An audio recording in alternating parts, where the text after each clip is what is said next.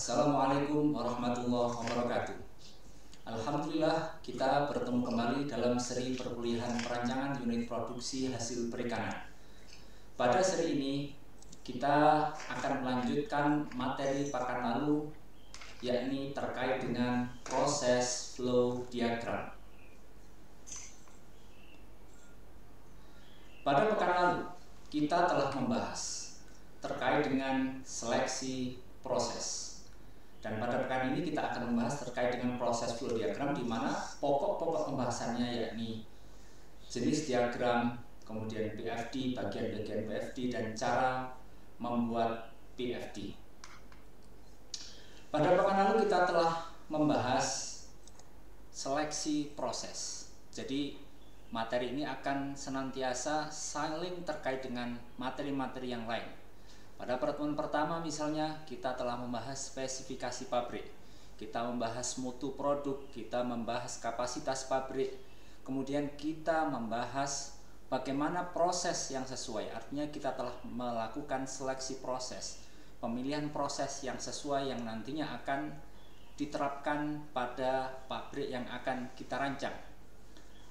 Pada pertemuan seleksi proses, pada pembahasan materi seleksi proses, pada bagian uraian proses disebutkan bahwa proses akan diuraikan di dalam bentuk flowsheet, dan flowsheet yang kita gunakan adalah proses flow diagram.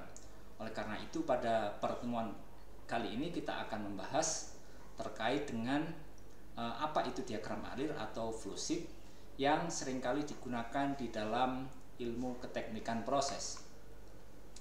Apa yang dimaksud dengan diagram alir atau flowsheet adalah gambar yang ringkas dan tepat yang menampilkan dalam jumlah besar informasi terkait proses yang terjadi dalam industri manufaktur. Jadi misalkan bagaimana dari rumput laut menjadi produk kerajinan, bagaimana dari sorghum menjadi bioetanol, dan seterusnya.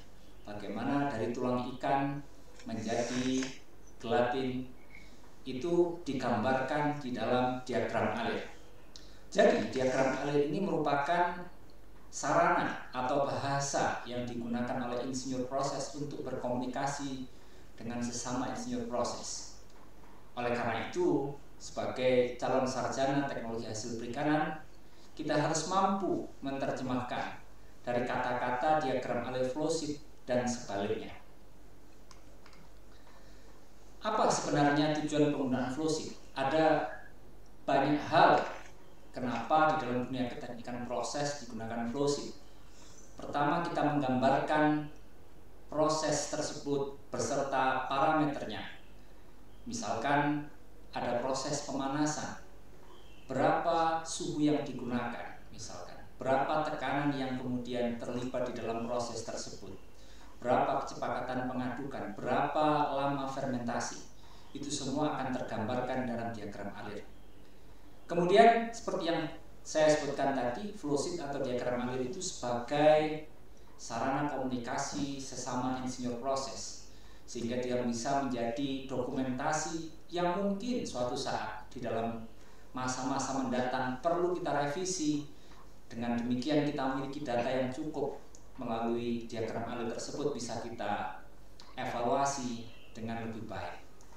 Kemudian flowsheet juga berperan sebagai pedoman aktivitas untuk kemudian mengelola atau kemudian memantau sebuah proses, termasuk ketika ada kesalahan atau kemudian kita ingin mengoptimasi, kemudian ingin memperbaiki atau kemudian proses pembersihan. Ini sangat membutuhkan apa yang kemudian dinamakan sebagai flowsheet. Kemudian flowsheet itu juga terkait sekali dengan neraca massa dan neraca energi, terkait juga dengan utilitas yang terlibat dengan proses, kemudian juga nanti terkait kapasitas tenaga kerja, jumlah tenaga kerja yang mungkin nanti akan kita rencanakan pada proses perancangan pabrik. Kemudian flowsheet ini sebagai dasar dalam perancangan diagram alir yang kemudian lebih advance seperti PFD dan PNID. Nah, di dalam dunia keteknikan proses sebenarnya ada banyak, namun yang paling familiar ada 3 level dari engineering diagram. Yang pertama adalah block flow diagram atau BFD, process flow diagram atau PFD. Yang ketiga adalah piping and instrumentation diagram atau PNID. Mulai dari atas BFD hingga PNID tentu saja kompleksitas yang ada pada gambar tersebut menjadi lebih detail, lebih kompleks. Sebagaimana nanti akan kita singgung di slide-slide yang akan datang. Yang pertama adalah block flow diagram atau BFD.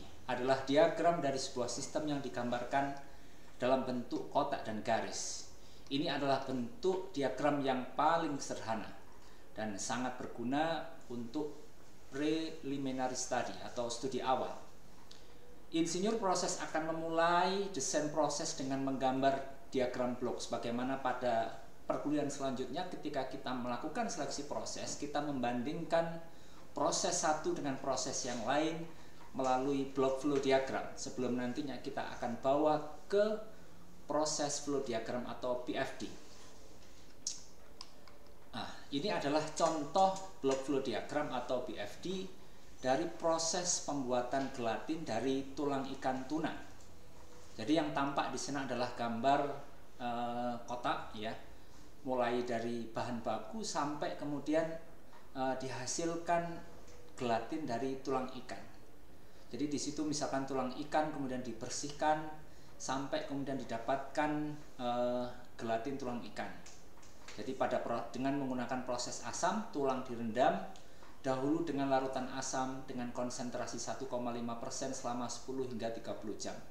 Parameter-parameter proses ini bisa ditampilkan, bisa juga tidak ditampilkan. Block flow diagram inilah yang kemudian menampilkan yang akan menjadi dasar, jadi BFD ini akan menjadi dasar bagaimana nanti BFD itu digambar atau didesain.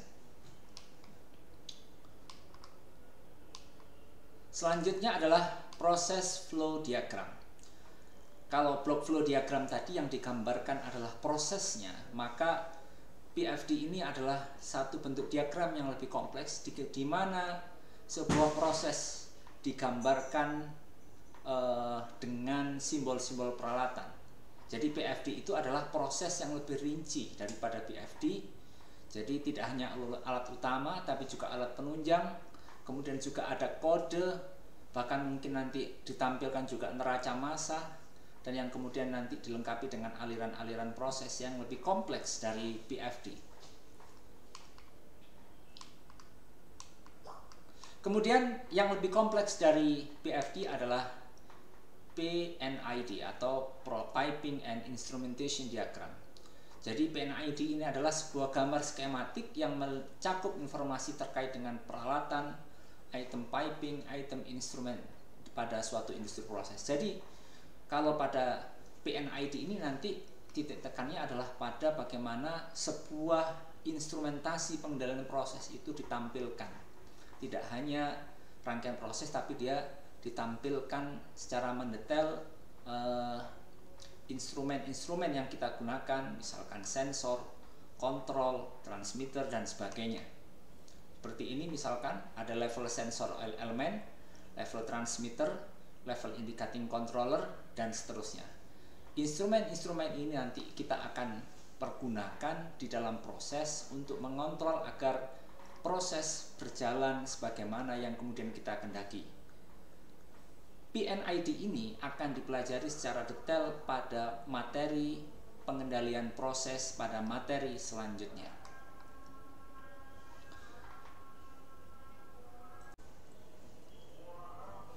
Demikianlah sesi pertama dari materi PFD, dan akan kita lanjutkan pada sesi selanjutnya bagaimana kita mengenal PFD dengan lebih detail.